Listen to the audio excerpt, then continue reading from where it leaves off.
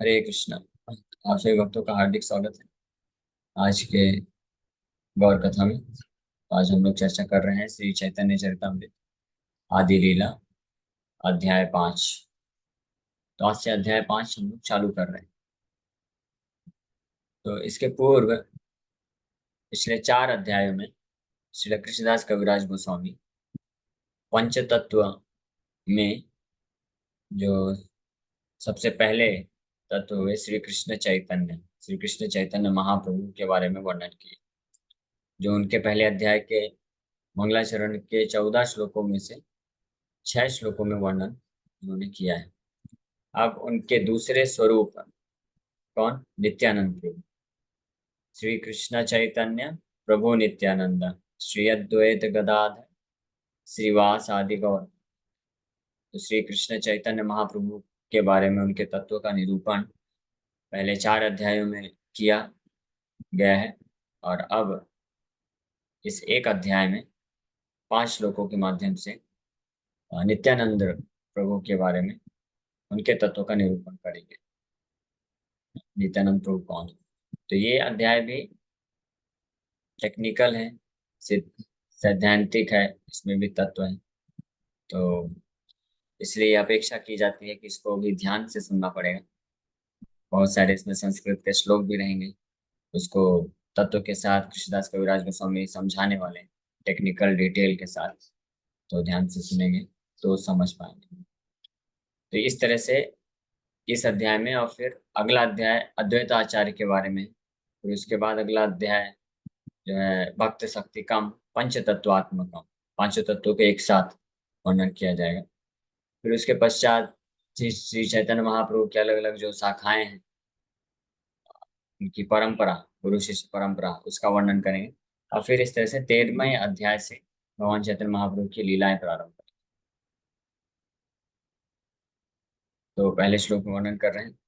Vande अनंतद्भुत ऐश्वर्यं Shri नित्यानंदमीश्वरम, यस्येच्छया तत्स्वरूपम् अज्ञेनापि निरूप्यते। Let me offer my obeisances to Lord Sri Nityananda, the Supreme Personality of Godhead, whose opulence is wonderful and unlimited. By His will, even a fool can understand His identity. तो पहले श्लोक में, तो जैसा कि ये तरीका है हर अध्याय के शुरुआत में, श्रील कृष्णदास कविराज गोस्वामी पहला जो संस्कृत का श्लोक की रचना किए हैं वो श्री चैतन्य महाप्रभु को वंदना करते हुए, प्रणाम करते हुए किए हैं।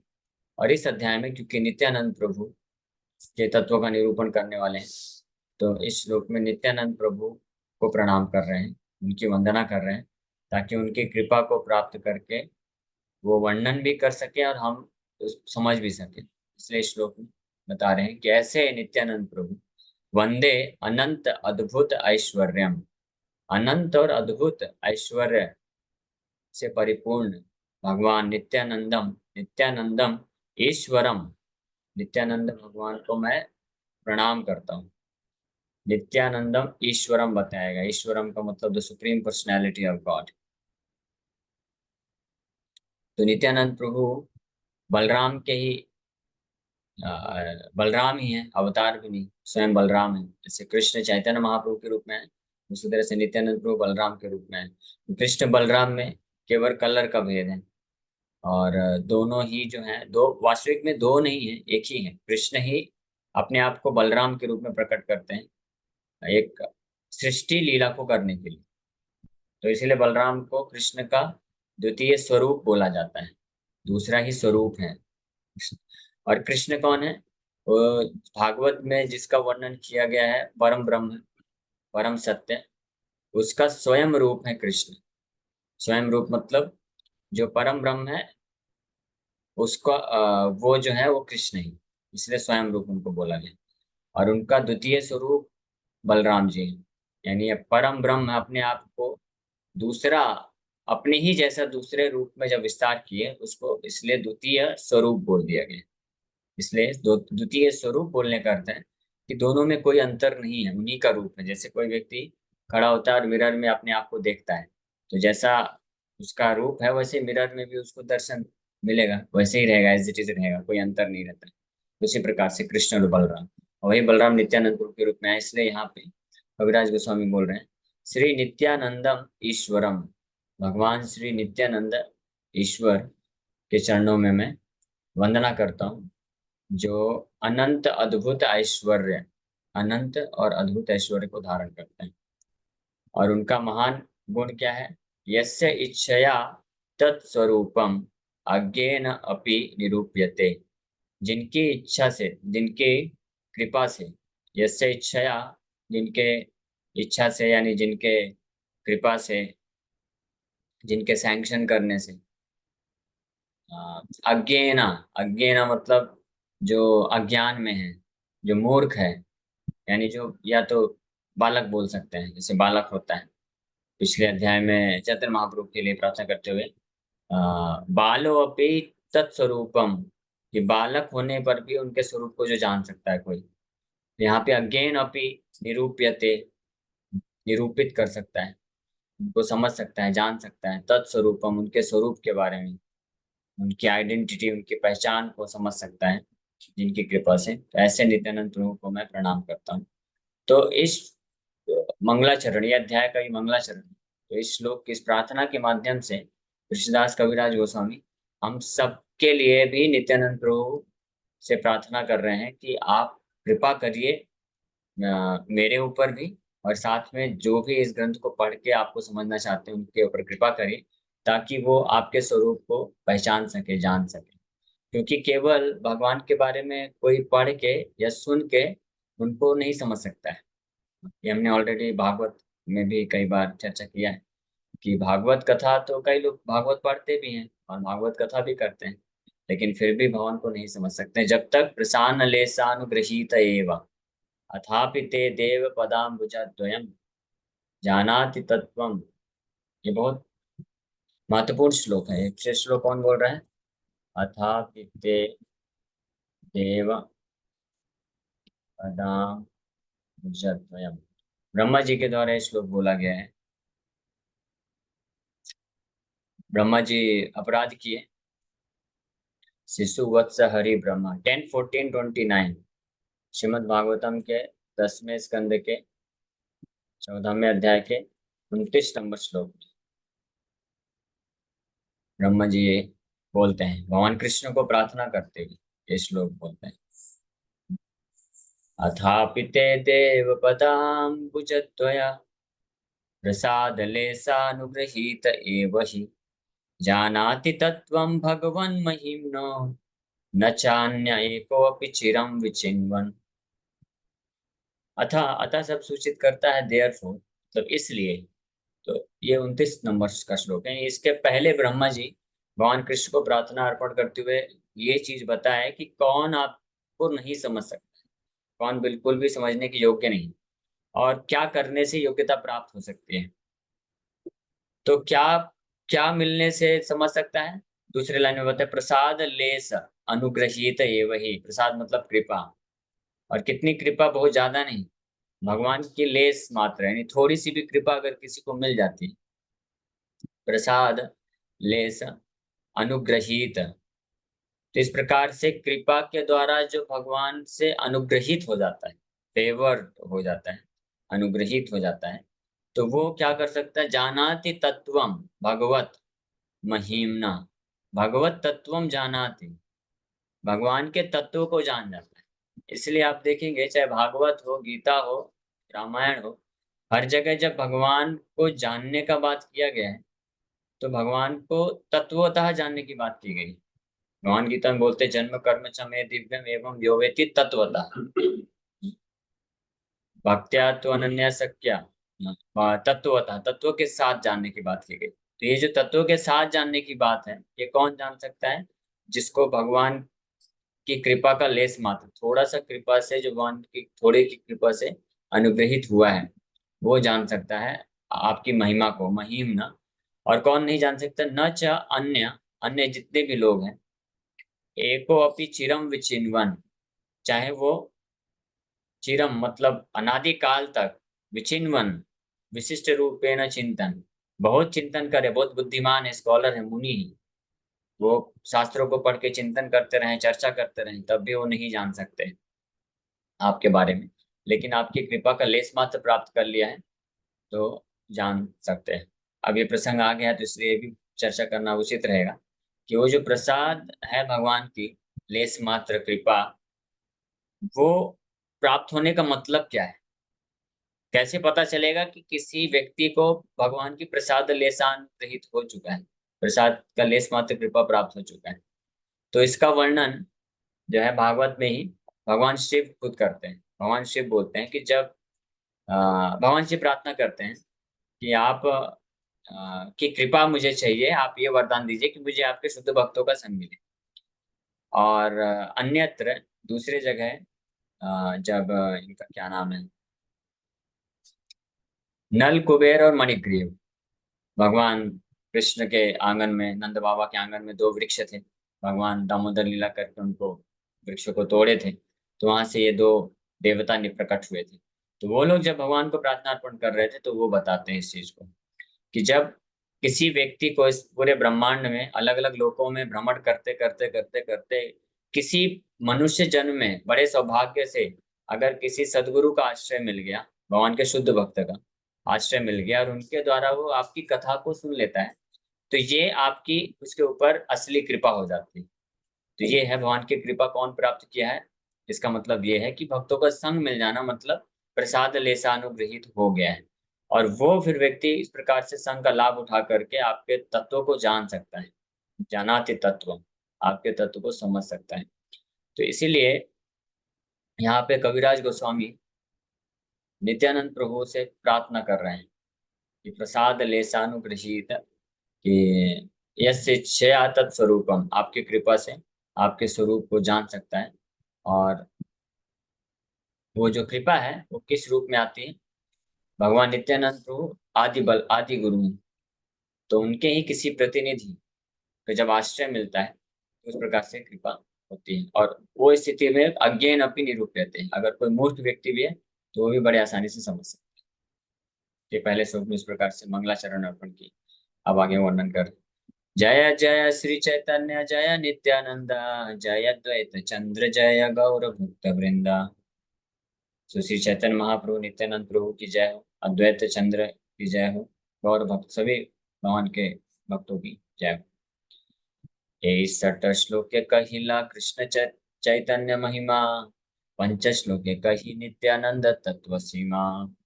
तो 6 श्लोकों में कृष्ण चैतन्य महाप्रभु की महिमा का वर्णन किए। यानी पहले अध्याय में जब इस ग्रंथ को प्रारंभ किए थे कृष्णदास कविराज गोस्वामी, तो पहले 14 श्लोकों में उन्होंने क्या किया था? मंगलाचरण किया था। तो उसके शुरू के जो 6 श्लोक हैं उनमें श्री चैतन्य महाप्रभु के तत्व को उन्होंने प्रकट किया है। और उसी 6 श्लोकों को फिर सरल भाषा में हम सबको समझाए हैं पिछले 4 अध्यायों में। तो चैतन्य महाप्रभु की महिमा होगी। आप बोल रहे हैं कि अब पंच श्लोक के कही नित्यानंद तत्व सिद्ध, तो 14 में से अब 6 श्लोक हो गया, 5 और 5 श्लोकों में नित्यानंद प्रभु की महिमा का वर्णन करने वाले हैं, जिस पूरे अध्याय में आने वाला है।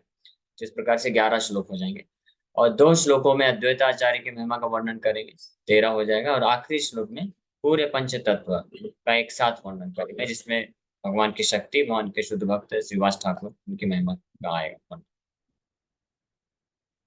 सर्वावतारी कृष्ण स्वयं भगवान, ताहार द्वितीय देह Shri Balram.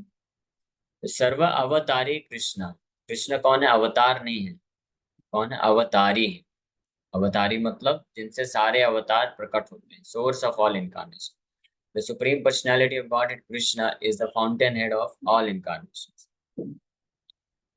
Lord Balram is his second body, उनके द्वितीय देह है, ये द्वितीय स्वरूप भी बोला जाता है। तो स्वयं भगवान, ये हमने ऑलरेडी चर्चा किया, कृष्ण जो है स्वयं भगवान है, स्वयं रूप भगवान। और बलराम कौन है? स्वरूप है भगवान कृष्ण के, द्वितीय स्वरूप Shri Balram. Lord Sri Krishna, the absolute personality of Godhead, is the primeval Lord, the original form of Godhead. And his first expansion, Sri Balaram. The personality of Godhead can expand himself in innumerable forms. The forms that have unlimited potential are called forms, and the forms that have limited potential, the living entities, are called to be nouns. तो भगवान एक ही absolute truth, परम सत्य है, जिनको उपनिषदों में ब्रह्म, परम ब्रह्म कह के बोला गया है।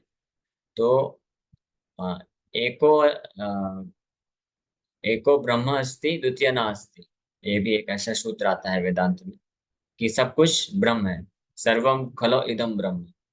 लेकिन जो मायावादी लोग होते हैं इसको गलत समझ जाते हैं, और वो सोचते हैं कि इसलिए जो जीवात्मा है वो भी ब्रह्म है, और शास्त्रों में बताया गया है सब कुछ ब्रह्म है, तो इसलिए जीव ब्रह्म और परम ब्रह्म एक हो गए। लेकिन ये मिसअंडरस्टैंडिंग। तो भगवान परम ब्रह्म है, अपने आप को विस्तार करते हैं, अनलिमिटेड।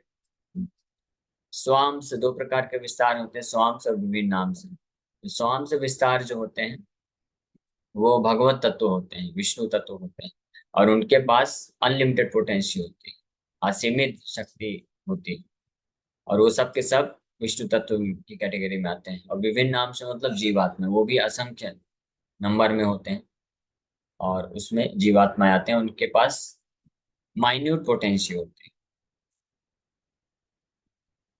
तो जितने भी प्रकार के स्वाम्स हैं ऐसे अनगिनत, उसमें जो सबसे पहले स्वाम्स हैं कृष्ण के, वो हैं बलराम जी। तो ये है, इसीलिए अब बाकी जितने भी विस्तार आते हैं वो वास्तव में बलराम जी से आते हैं, इसलिए बलराम भी जो है एक तरह से अवतारी है। एक ही स्वरूप दो है भिन्न मात्र काय, आद्य काय व्यू कृष्ण लीला रसहाय। These two are one and the same identity, they differ only in form. Lord Balram is the first bodily expansion of Krishna, and he assists in Lord Krishna's transcendental pastimes. ये दोनों एक ही हैं, एक ही स्वरूप दो हैं भिन्न मात्र काय। काय मतलब बॉडी, बॉडली फीचर्स, शारीरिक लक्षण अलग अलग है, लेकिन स्वरूप, आइडेंटिटी, स्वरूप मतलब उनकी पहचान, आइडेंटिटी या तत्व है, वो एक ही है। दोनों जो है भगवान की कैटेगरी में। लेकिन भगवान बलराम प्रकट हुए हैं भगवान कृष्ण को उनके लीलाओं में ऐसे सहायता प्रदान करने के लिए। तो सहायता प्रदान करने के लिए जिस प्रकार का उनको स्वरूप चाहिए, वो स्वरूप को वो धारण किए, उस रूप को धारण किए। जो सुबह की क्लास में हमने इसके ऊपर चर्चा किया था थोड़ा, कैसे भगवान बलराम ब्रज में किस प्रकार से अरेंजमेंट करते हैं ताकि कृष्ण की सारी लीलाएं जो है अच्छे तरीके से चल सके। Balaram is the Swam's expansion of the Lord, and therefore there is no difference in potential between Krishna and Balaram.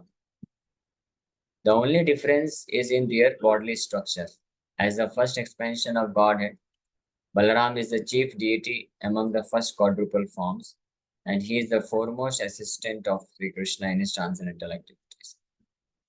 तो सबसे पहले कृष्ण के विस्तार होने के कारण भगवान बलराम हैं, जो कृष्ण के हर सभी सहायकों में, असिस्टेंट पार्षदों में, या कृष्ण के सभी दासों में सर्वश्रेष्ठ दास, ये आगे वर्णन आएगा। हालांकि बलराम स्वयं भगवान ही है, कोई अंतर नहीं है, लेकिन कृष्ण से आने के कारण वो अपने आप को हमेशा कृष्ण का दास समझते हैं।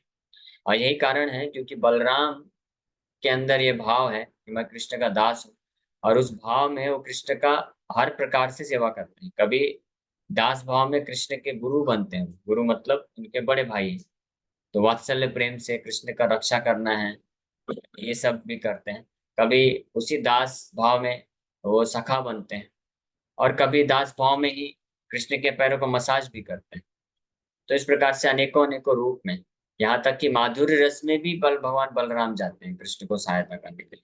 तो उसमें फिर वो अनंग मंजरी के रूप में, गोपी के रूप में प्रकट होते हैं, और श्रीमती राधा रानी को सहायक बन करके कृष्ण की लीला संपन्न कराते हैं। तो इस प्रकार से पांचों रस में भगवान बलराम कृष्ण को पूर्ण रूप से आनंद प्रदान करने के लिए सहायक होते हैं, और इसलिए उनको फोरमोस्ट असिस्टेंट बोला गया, सर्वश्रेष्ठ जो सहायक हैं कृष्ण के, सर्वश्रेष्ठ उनके सेवक के रूप में जाना जाता है। और इसीलिए भगवान बलराम ही भगवान कृष्ण की ही इच्छा को समझते हुए उनका सेवा का कार्य करने के लिए अपने आप को असंख्य विष्णु मूर्ति के रूप में प्रकट करते हैं, असंख्य नारायण के रूप में प्रकट करते हैं, जिससे वैकुंठ लोक के असंख्य जो लोक हैं वहां पे जा जाके एक एक नारायण के रूप में वहां पे ये सेवा कार्य करते हैं। और कृष्ण के ही हृदय की इच्छा को जानते हुए वही बलराम अपने आप को तीन और विस्तार में प्रकट करते हैं, चार चार और विस्तार लेते हैं, और इस भौतिक ब्रह्मांड में भी कार्य करते हैं। महाविष्णु, गर्भोदक्षाय विष्णु, शिरोदक्षाय विष्णु और अनंत शेष बन के कृष्ण का ही सेवा के रूप में कार्य करते हैं। इसलिए जितने भी वैकुंठ में नारायण हैं और इस भौतिक जगत में तीन विष्णु, विष्णु तो त्रीणि रूपाणि, महाविष्णु, गर्भोदक्षाय विष्णु, शिरोदक्षाय विष्णु, और शिरोदक्षाय विष्णु से फिर असंख्य रूप लेकर के हर जीवात्मा के हृदय में परमात्मा के रूप में वास करते हैं, वही भगवान बलराम। तो इसीलिए भगवान बलराम का भाव है कृष्ण का सेवा करना, इसलिए जितने भी नारायण और विष्णु तत्व आते हैं सबके हृदय में वो फिर कांस्टेंट एटीट्यूड, वो भाव बना रहता है कृष्ण की सेवा का। इस बात का पूरा व्याख्या और विस्तार से किया जाएगा इसी अध्याय में। से कृष्ण नवद्वीपे श्री चैतन्य चंद्र, से बलराम संगे श्री नित्यानंद। वही कृष्ण जिनको भागवत में परम ब्रह्म, हाँ, परम सत्य के रूप में निरूपित किया गया है, वो वही कृष्ण जो ब्रज में नंद कुमार के रूप में जाने गए। नंद नंद सूता बलि जारा भागवत गाय, श्री कृष्ण अवतीर्ण चैतन्य गोसाई। आगे वर्णन पिछले अध्याय में हमने ये श्रवण किया था कि नंद सूता, नंद बाबा के पुत्र के रूप में जो विख्यात हैं भागवत में, जिनका गुणगान किया गया है, वही नंद सूता नंद कुमार नवद्वीपे श्री चैतन्य चंद्र, नवद्वीप में, नवद्वीप धाम में श्री चैतन्य चंद्र के रूप में प्रकट हुए। और से ही बलराम, वही बलराम संगे श्री नित्यानंदा, जो कृष्ण के लीला में बलराम के रूप में जो है उनके द्वितीय स्वरूप वही नित्यानंद प्रभु के रूप में प्रकट हो गए। तो यहाँ पे पहले नित्यानंद प्रभु का जो आइडेंटिटी है, स्वरूप है, उसको जस्ट स्थापित कर दिया गया है। अब आगे आने इस अध्याय में इसका जो है अलग अलग प्रमाण प्रस्तुत करेंगे और इसको लॉजिकली ये सब समझाने वाले।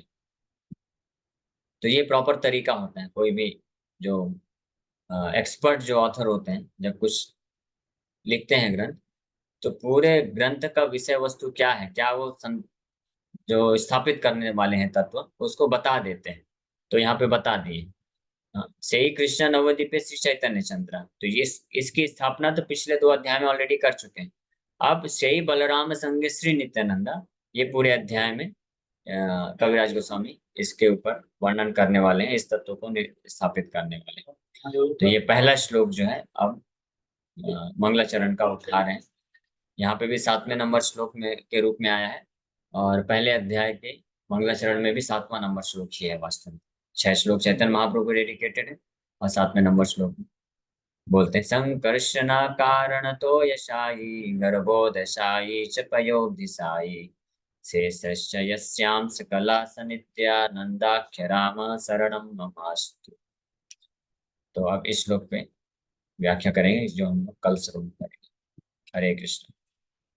Thank you very much.